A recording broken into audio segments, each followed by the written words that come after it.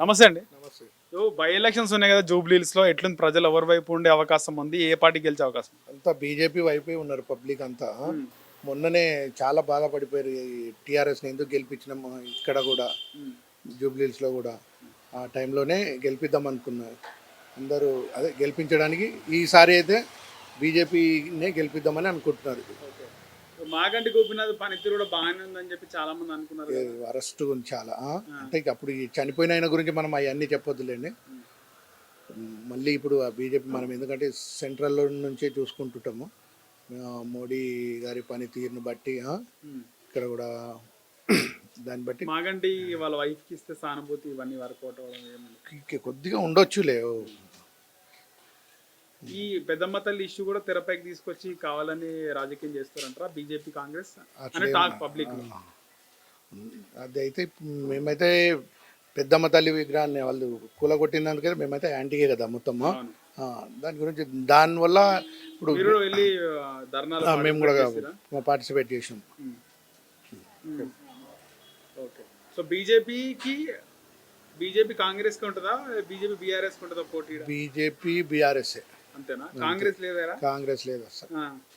గతంలో పీజీఆర్ ఉండే మన కూడా ఆ టైం అది అయిపోయింది. అది ఎప్పుడో బిఫోర్ 1947 అన్నట్టు.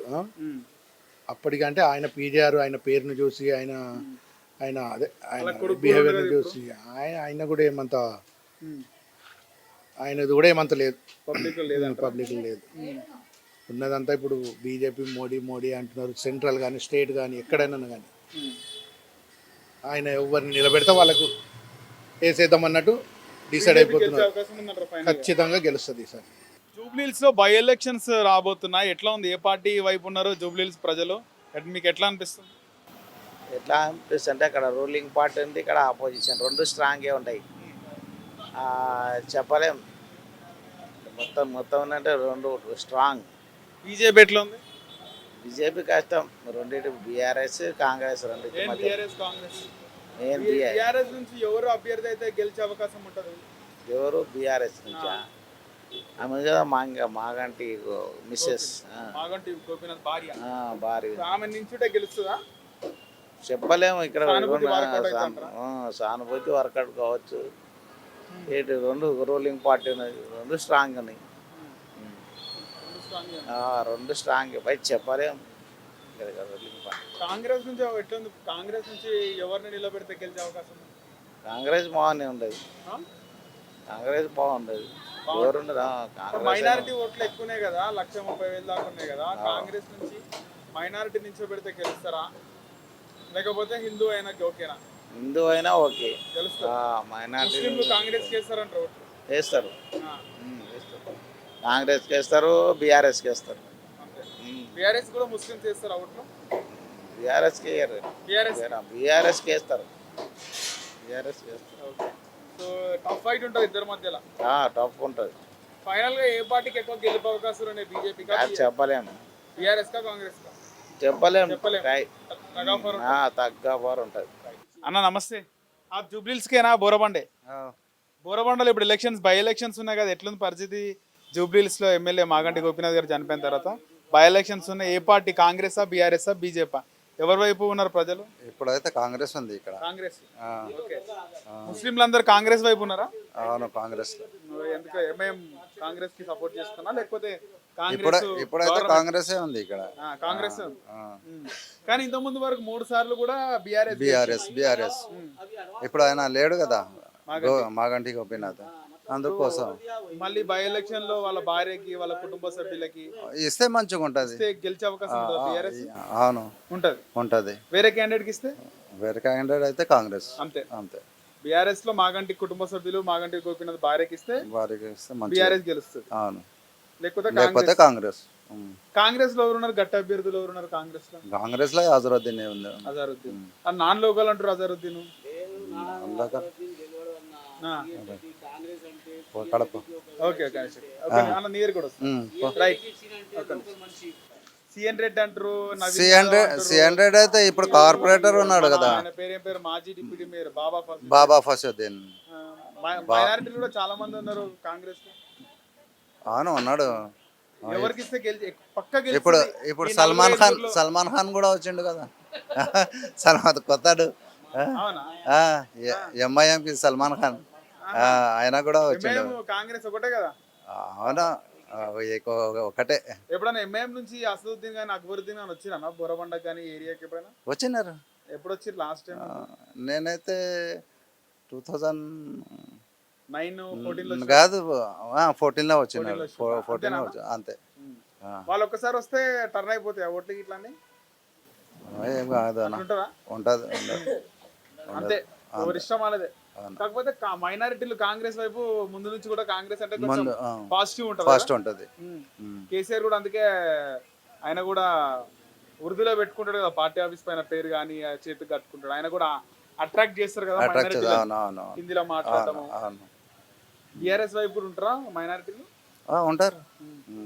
మొత్తానికైతే బీఆర్ఎస్ మొత్తం అయితే బీఆర్ఎస్ ముందు, ఇప్పుడు బీఆర్ఎస్ లేదు, కాంగ్రెస్ ఉంది. మాగంటి భార్యకి ఇస్తే గెలుస్తుంది, లేకపోతే కాంగ్రెస్. రైట్ అన్న. జూబ్లీహిల్స్ లో బై ఎలక్షన్స్ ఉన్నాయి, మాగంటి గోపీనాథ్ గారు చనిపోయిన తర్వాత. ఎట్లుంటది? బీఆర్ఎస్ గెలుస్తుంది, ఆయన బీఆర్ఎస్ నుంచే ఎమ్మెల్యే. బీఆర్ఎస్ అంటే వాళ్ళ ఫ్యామిలీకి వాళ్ళకి భార్యకి ఇస్తే గెలుస్తుంది, లేకపోతే సిఎన్ రెడ్డికి ఇస్తే బెటర్ ఉంటుంది అన్న. ఎందుకంటే సిఎన్ రెడ్డి కాంగ్రెస్ లో ట్రై చేస్తున్నారు కదా, కాంగ్రెస్ లో ట్రై చేస్తున్నారు. ఎందుకంటే పబ్లిక్ లో యాక్టివేట్ గా ఉన్నాడు ఆయన సిఎన్ రెడ్డి బాగానే పని చేస్తున్నాడు ఇప్పుడు అన్న పోయినాగా.